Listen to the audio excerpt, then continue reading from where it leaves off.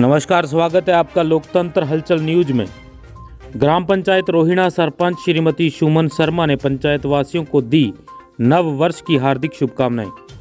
फलोदी जिले की घंटियाली पंचायत समिति के अंतर्गत ग्राम पंचायत रोहिणा की वर्तमान सरपंच श्रीमती सुमन शर्मा व उनके प्रतिनिधि सुंदरलाल शर्मा ने लोकतंत्र हलचल न्यूज चैनल के माध्यम से अपने समस्त इलाका वासियों को आगामी नव वर्ष की हार्दिक शुभकामनाएं और बधाई दी है। और खास मुलाकात में पंचायत वासियों को क्या संदेश दिया है, आइए देखते हैं लोकतंत्र हलचल न्यूज की यह खास रिपोर्ट। नमस्कार, आप देख रहे हैं लोकतंत्र हलचल। आज हम पहुंचे हैं ग्राम पंचायत रोहिणा। आज हमारे साथ खास मुलाकात में वहां के वर्तमान सरपंच प्रतिनिधि सुंदरलाल जी शर्मा और यहाँ इनके अभी पुत्रवधू सरपंच है श्रीमती सुमन शर्मा। तो इनसे हम जानना चाहेंगे इनका जो कार्यकाल है कैसा निकला है, किन किन मुद्दों पर इन्होंने कार्य करवाया है, ग्राम पंचायत की क्या स्थिति है और वर्तमान में भाजपा सरकार है प्रदेश के अंदर, तो सरकार से इनको क्या उम्मीदें हैं। तो साहब, सबसे पहले आपका स्वागत है। आपका भी बहुत बहुत स्वागत सर जी।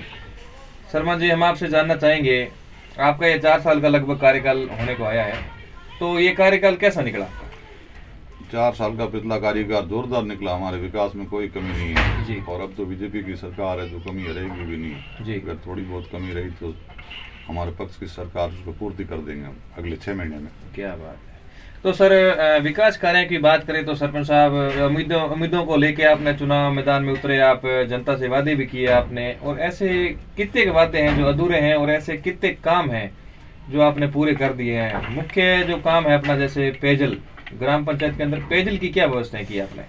पेयजल की व्यवस्था से सरकारी जेजेवाई की ट्यूबवेल तो पहले से भी है जी, और वो सब संचारू है। हाँ जी। उसमें मीठा पानी नहीं हाँ है जी। और मीठे पानी के लिए इतने दिन कांग्रेस की सरकार थी तो हमारे यहाँ मतलब पाइपलाइन की व्यवस्था नहीं हुई। जी, जैसे भी यहाँ बीजेपी की सरकार बनी, हमारे विधायक और सांसद और मुख्यमंत्री जी ने तुरंत ही घोषणा कर दी जिस जिस एरिया में पानी की कमी है वहाँ पाइपलाइन बिछाई जाए। जी। तो हमारे गांव में भी फिलहाल 1 महीने से काम चालू है, पाइपलाइन की तैयारी है। 1 साल के अंदर 2026 लगते यहाँ मीठे पानी की व्यवस्था हो जाएगी। क्या बात है जी। तो सर, पेयजल से सरकार पे भरोसा है जी, हमें सरकार पे पूर्ण भरोसा है कि 1 साल के अंदर मीठा पानी यहाँ पूर्ति हो जाएगा, घर घर पानी घर घर पानी पहुँचेगा। और मेरा यही एक वादा बाकी है, घर घर पानी वाला हो तो सरकार हमारे पक्ष में है जी। और बिल्कुल मुझे विश्वास है कि सरकार इस बात को पूर्णता से लेगी। बहुत अच्छी बात कही सरपंच साहब। देखते हैं अपने के जैसे राजस्थान में और पश्चिमी राजस्थान की बात करें तो सबसे ज्यादा जो अपने जो विपदा और जो समस्या रहती है वो पेयजल की रहती है। जी हाँ जी।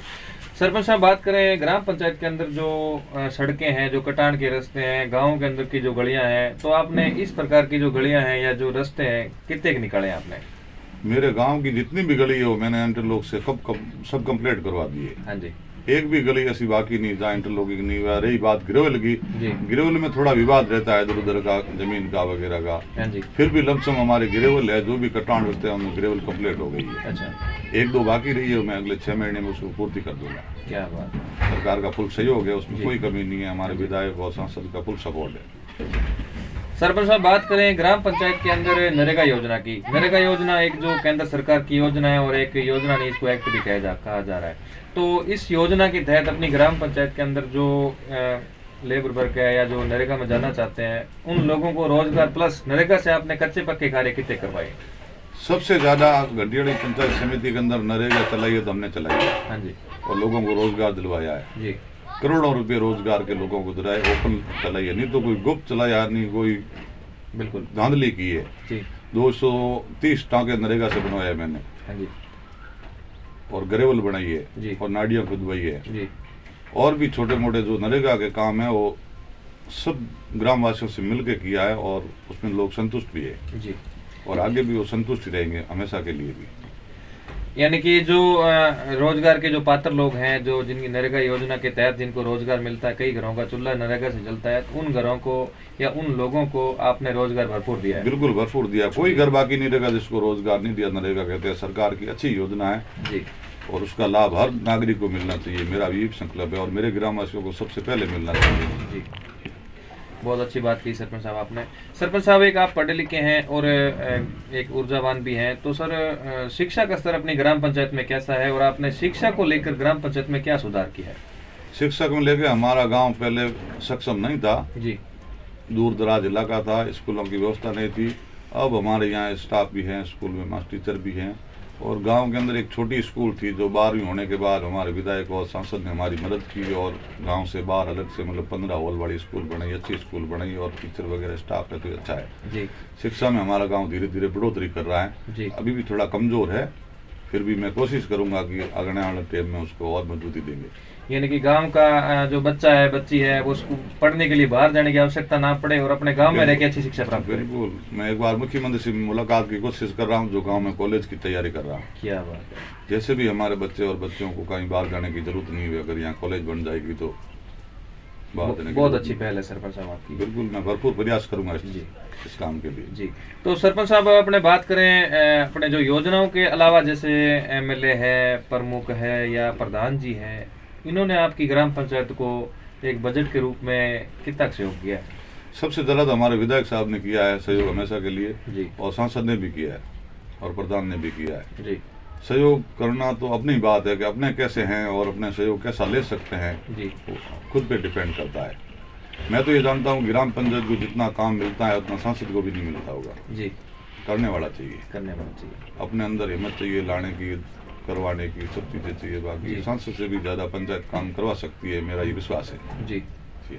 तो सर कई पंचायतें अपने देखते हैं, अभी कहना नहीं चाहिए लेकिन मैं आपसे पूछना चाहता हूँ, कई ग्राम पंचायतों में देखते हैं कि योजनाओं की वजह से या किसी भी कमी की वजह से वहाँ विकास नहीं हो पाते हैं, तो उन सरपंचों को आप क्या निर्देश या मतलब क्या सलाह देना चाहते हो?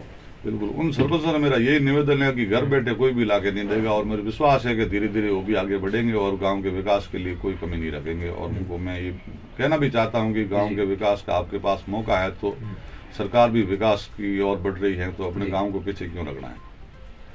और मैं तो यही निवेदन करूंगा कि ज्यादा से ज्यादा ग्रामीणों को फायदा दिलाए। जी। सरपंच साहब प्रधानमंत्री आवास योजना की बात करें तो अपने 5 साल के 4 साल के कार्यकाल के अंदर ऐसे कितने पात्र परिवार है जिनको आपने लाभ दिलवाया? लमसम 450 प्रधानमंत्री आवास बने मेरे 4 साल के कार्यकाल में जी।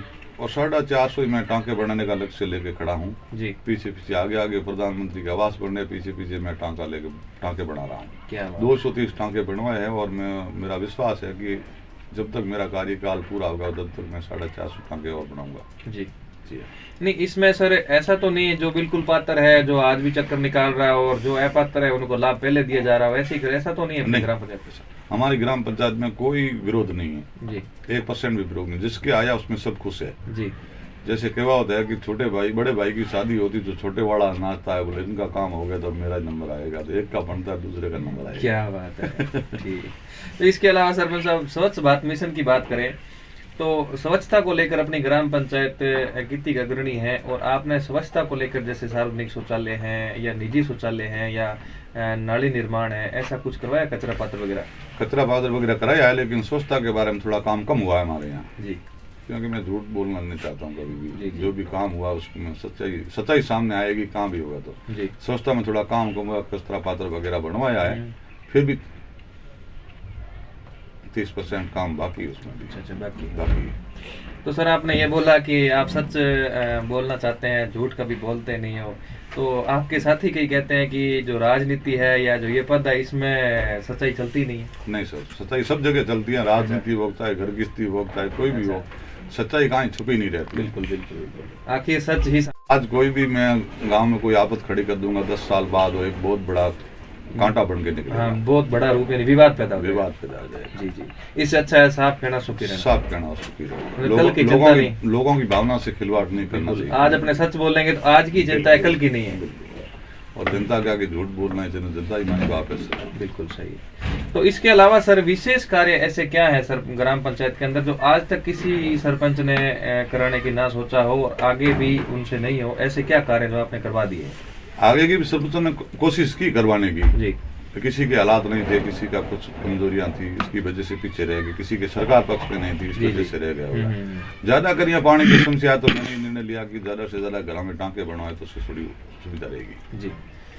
बारिश के पानी आ जाएगा उसमें, तो लोगों के लिए सुविधा रहेगी। मैंने तो टोकों पे ज़्यादा फोकस रखा है। जी।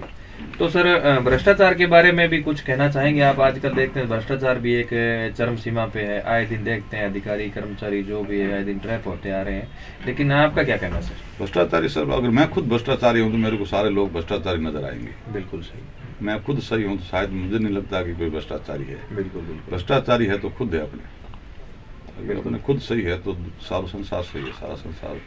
बिल्कुल सही। और आप ये भी चाहते हैं करप्शन बंद होना चाहिए? भ्रष्टाचार देखो खुद नहीं करेगा तो बंद ही है। बिल्कुल। अपने को बंद करना पड़ेगा, खुद को बंद करना पड़ेगा, जब बंद होगा। बिल्कुल। हर व्यक्ति और हर अधिकारी, हर प्रतिनिधि को खुद बंद हो जाएगा, उस दिन भ्रष्टाचार बंद हो जाएगा। ये किसी के कहने से और देने से नहीं होगा, खुद को बंद करना पड़ेगा। जी जी। अगर मैं बंद करूंगा मेरे लिए भ्रष्टाचार बंद है। बिल्कुल बिल्कुल। और मैं खुद भ्रष्टाचार कर रहा हूँ तो और दूसरों को अपने बंद कराने की सलाह देंगे तो नहीं हो सकता। नहीं हो सकता, खुद को बंद करना पड़ेगा। जी। सरपंच साहब, नया साल 2025 आ रहा है और ग्राम पंचायत की जो जनता है उनको आप संदेश क्या देना चाहते हैं अपनी तरफ से? 2025 जनता तो मेरे खुश है, जनता तो पहले से भी खुश है जी। और आगे भी मैं यही परमात्मा से निवेदन करूंगा कि जनता को कोई भी तकलीफ ना आए। जी। हमारी जनता हमेशा खुश रहे। जी। जनता है तो ही सब कुछ है। मैं भी आज सरपंच हूँ तो जनता की वजह से हूँ, आगे कोई मौका देगी तो जनता ही देगी। बिल्कुल। तो जनता के निर्देश अनुसार मैं आगे कदम रखूंगा। जी। बहुत बहुत धन्यवाद सरपंच साहब, आपने हमें टाइम दिया। देखते रहें लोकतंत्र।